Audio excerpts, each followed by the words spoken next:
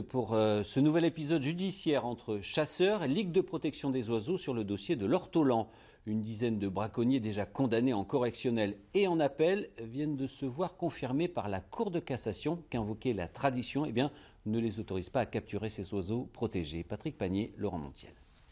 Pour le monde de la chasse dans les Landes, c'est une tradition qui est en train de disparaître avec cette nouvelle décision de la plus haute institution judiciaire française.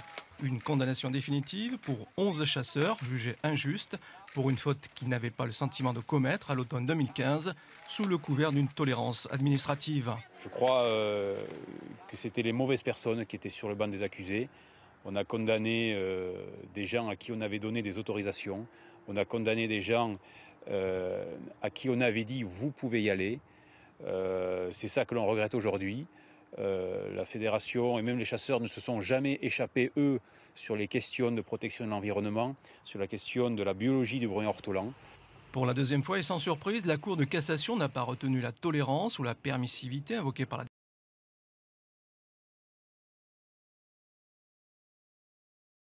défense pour cette chasse traditionnelle.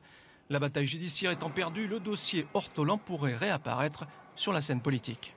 Même si on est dans un contexte qui est un contexte qui n'est pas favorable à ce genre de chasse et de pratique, je crois qu'il convient aujourd'hui effectivement de partir sur une lutte qui va être une lutte politique, une lutte médiatique incontestablement, parce qu'il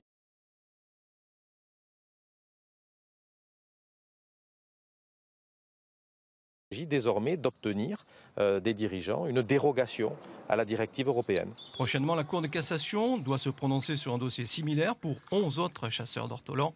Au total, c'est une quarantaine de chasseurs à la Matole qui auront été condamnés à des amendes par la justice, mais sans retrait de permis de chasser. Avant la journée mondiale de lutte contre l'homophobie vendredi,